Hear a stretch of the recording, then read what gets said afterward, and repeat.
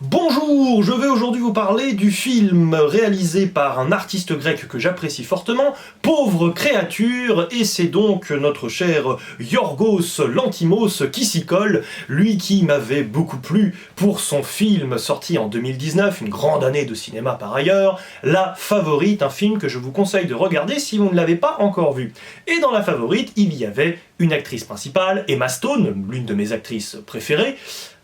largement, peut-être même mon actrice américaine préférée, c'est fort probable d'ailleurs, voilà, information importante que je vous révèle ici et qui s'illumine dans mon cerveau en même temps que je le dis, c'est fort probable, et Emma Stone est de nouveau de retour dans ce film, et Emma Stone, je vous rappelle qu'en VF ça donne Emma Pierre.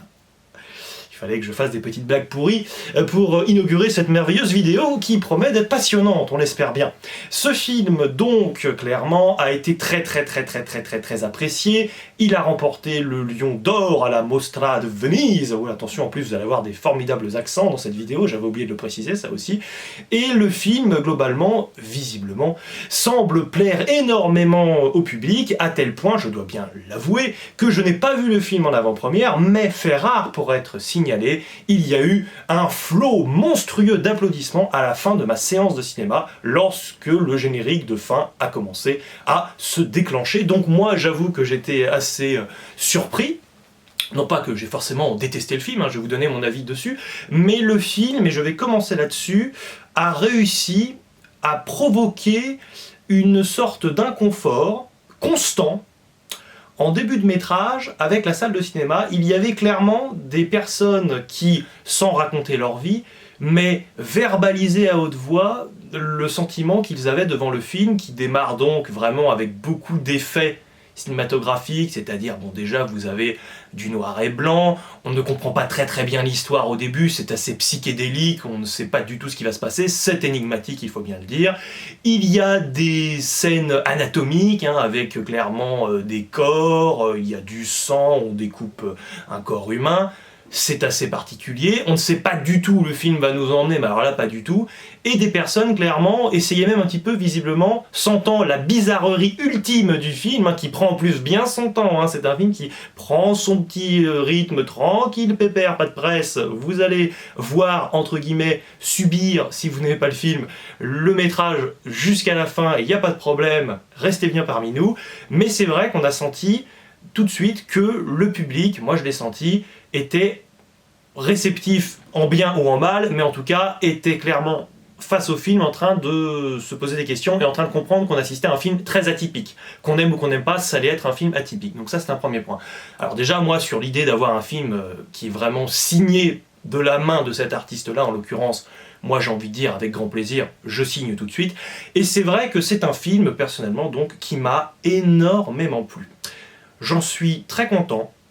parce que c'est un film, déjà, qui, certes, est porté par un trio d'acteurs, ça, c'est incontestable. Emma Stone, bien sûr, Mark Ruffalo également, et Willem Dafoe. Je vais quand même commencer par parler de ces personnages, ça va me permettre comme ça un petit peu de révéler le synopsis du film, sans partie spoiler, et sans spoiler quoi que ce soit, rassurez-vous, il n'y a pas de problème. Nous avons donc Emma Stone qui s'appelle Bella, ici, après avoir joué Cruella, elle joue ici Bella, et c'est donc un personnage qui est un peu présenté comme le monstre de Frankenstein, c'est un petit peu l'idée, c'est-à-dire pas vraiment humain mais pas vraiment vivant non plus. C'est un personnage qui est complètement désynchronisé entre son apparence, elle a la trentaine visiblement, et évidemment son âge mental qui n'est pas du tout le même, et de ce fait nous avons Emma Stone qui joue de manière complètement, c'est cela, déphasée, désynchronisée, et moi je trouve que c'est très intéressant pour elle d'être venue sur ce film, parce que déjà Emma Stone pour moi, elle ne joue que dans des très bons films, pour moi elle choisit toujours très bien ses films, que ça concerne le genre super-héroïque, que ça concerne des films comme Cruella, ça peut concerner aussi des blockbusters un peu comme Zombieland, ou des films beaucoup moins blockbuster comme Easy Girl ou plein d'autres films. À chaque fois, pour moi, elle choisit très bien ses films, donc tant mieux. Bon, le prochain, je crois que c'est Ari Aster, donc peut-être que la règle va se rompre, mais on verra bien, espérons que non. Mais Emma Stone, elle a pour moi une fluidité de jeu qui est monstrueuse. Et là, forcément, Au cours du film, il y a forcément une évolution de son personnage et une évolution de son jeu, ce qui permet d'avoir une palette très diversifiée dans son jeu d'actrice, mais son jeu de composition au départ est complètement aux antipodes de sa force habituelle de jeu. Et elle est pour autant vraiment excellente, parce qu'elle a un sens de rythme qui est assez fou, et ici forcément le rythme qu'elle va employer est complètement inattendu, surprenant,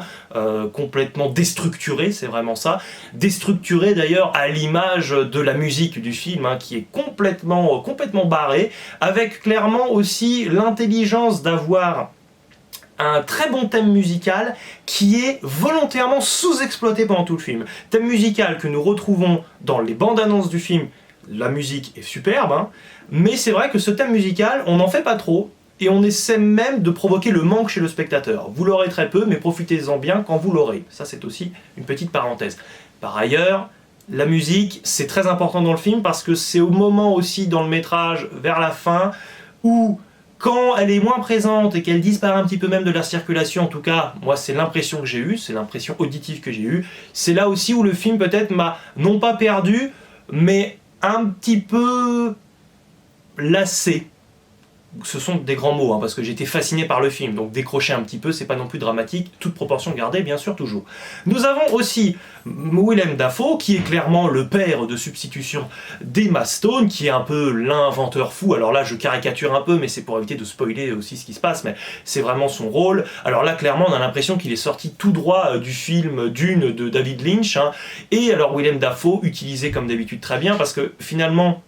au début, on s'attend un peu à une figure diabolique, machiavélique, mais puissante, parce que quand même, il y a cette comparaison, il y a cette allégorie avec Dieu, avec la création quand même, c'est quand même assez important et phénoménal cette histoire. Et il est clairement dans une maison un peu bizarre, il est lui-même en train de pousser un moment des cris et d'expulser une bulle, et ça arrive souvent dans le métrage. C'est pas sans rappeler à chaque fois les rôles des fois qu'il a de complètement barré quand il commence à pousser des cris complètement stridents qui nous font peur. Donc là aussi, il est vraiment à sa place. Mais ce qui est très intéressant, c'est que son personnage,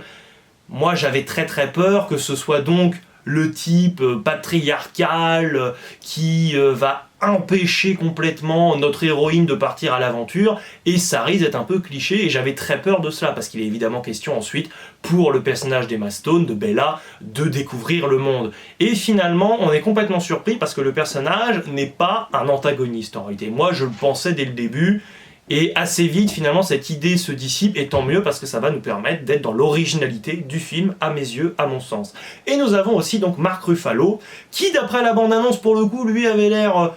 j'allais dire plus sympathique dans la bande-annonce qu'il ne l'est dans le film, alors sans être forcément le grand méchant vilain, c'est pas non plus l'idée, mais c'est un personnage qui est misérable de bout en bout, qui essaie de se faire passer, notamment avec la séduction des femmes, pour un Tony Stark, dans l'idée, c'est-à-dire je suis un homme à femme, mais visiblement il l'a peut-être été avant, lors de son jeune âge, son passé glorieux, mais là ce n'est plus le cas, il a maintenant la cinquantaine bien sonnée, ça se voit, il l'est fait, et il n'est clairement plus dans cette possibilité de pouvoir, à part il n'y a que Tom Cruise qui peut comme ça peut-être se vanter encore d'avoir 30 ans alors qu'il en a en réalité quasiment 60, mais bon, pour la digression, on s'arrêtera là. Mais Mark Ruffalo est un personnage intéressant parce que c'est un personnage qui va être frustré dans le métrage et qui va manifester cette frustration par la colère, par la folie, là aussi un jeu vraiment très intéressant, et surtout à un moment donné, et on le voyait dans la bande-annonce, il pète un câble mais il s'énerve. Mais évidemment, nous on est habitués au personnage de Hulk dans les films de super-héros, quand le personnage va s'énerver, mais quand l'humain, ici Bruce Banner, donc Mark Ruffalo, s'énerve, eh bien il va se transformer en gros monstre vert. Mais là, il ne peut pas le faire. Et ça, pour moi, c'est une très bonne idée de choix de casting, c'est qu'évidemment Mark Ruffalo n'a pas besoin d'avoir joué Hulk pour être un excellent acteur complètement qualifié pour ce rôle, mais si vous avez à l'esprit que dans d'autres films, il est capable finalement concrètement de faire peur aux autres personnages puisque sa colère a été manifestée et qu'il se transforme en une grosse brute qui peut vraiment détruire tout le monde et faire péter une ville en 3 secondes, là il ne peut pas. Donc on est dans l'insuffisance complètement humaine. Par ailleurs, ici, il va être question en plus de toxicité masculine, donc c'est très intéressant, parce que justement, concernant le fond du film, c'est un film qui s'avère féministe, mais c'est un film qui s'avère féministe avec une subtilité assez déconcertante, parce que ça ne transparaît pas comme ça, d'emblée, et ça prend à un moment donné tout son sens. C'est ça que j'ai bien aimé, c'est-à-dire que dès le début, on a cette intuition que c'est un film qui cherche à être féministe, mais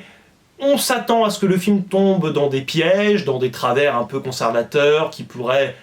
empêcher finalement le message de fonctionner, mais à l'arrivée, que le film se termine bien ou non, je ne vous le dirai pas, je ne spoilerai pas dans cette vidéo, mais il est clair, net et précis, c'est sûr, c'est bien appuyé à la fin du film, que c'est une ambition féministe qui nous est proposée, et donc moi j'ai trouvé le message intéressant, et je l'ai trouvé extrêmement bien mené dans la progression. Ça c'est un point très important. Et en parlant justement de ce qui semble un petit peu se dissimuler, justement, j'ai envie de parler pour moi de l'atmosphère du film, qui est très intelligente. On alterne des phases dans le métrage où c'est vraiment très très sombre, vraiment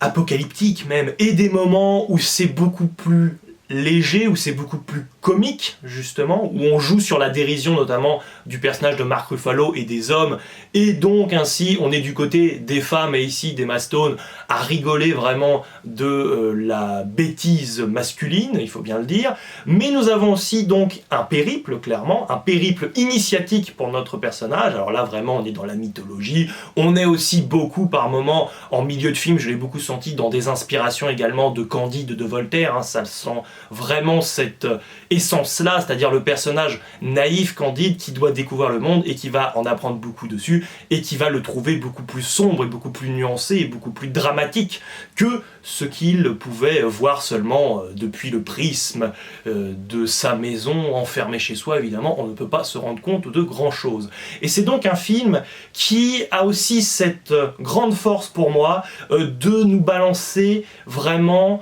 un décorum absolument formidable. Nous avons des décors qui sont incroyablement réussis parce qu'ils arrivent à nous laisser penser que nous ne voyons pas là, dans ce film, le monde évidemment visuellement tel qu'il est vraiment, hein, tel que le monde que nous connaissons, mais en réalité dans les faits, eh bien nous avons, lorsque nous sommes dans des villes comme à un moment donné à Paris, une sorte d'assemblage architectural qui nous laisse vaguement de loin rappeler Paris un petit peu, mais au-delà de tout ce décorum qui nous donne un sentiment de déjà-vu, même si on ne se sent pas véritablement chez nous, eh bien pour autant nous sommes chez nous avec toute la monstruosité qui est là, tapie dans l'ombre, très peu présente si on ne cherche pas à la voir, et surtout c'est assez formidable parce que finalement il ne s'agit pas d'en faire trop, il s'agit d'avoir les bonnes scènes là où il le faut, les scènes suffisamment choc pour le personnage, pour que ça suffise ensuite à insuffler toute une dynamique qui donc rend le film à la fois tragique, triste, mais qui nous donne toujours malgré tout une lueur d'espoir. Et c'est un film donc qui est assez bizarre. C'est un ovni, objet filmique non identifié, c'est clairement l'idée. Et moi, j'aime quand un film a cette ambition-là, déjà, c'est une ambition importante, déjà, et en plus, qu'on y arrive de main de maître. Là, moi, j'avoue que je tire mon chapeau. Et vraiment, c'est un film qui m'a beaucoup plu. N'hésitez pas à me dire dans les commentaires si c'est un film qui vous a plu également. C'est un film évidemment majeur de cette année 2024, à n'en pas douter. C'était très difficile d'en parler, mais je pense y avoir parfaitement réussi mon contrat. Et oui, j'ai un peu du mal à être syntaxiquement dans le coup, mais en même temps, j'ai été assez chamboulé par le film et c'est de l'impro. Allez, il ne me reste plus qu'à vous dire ciao et à la prochaine!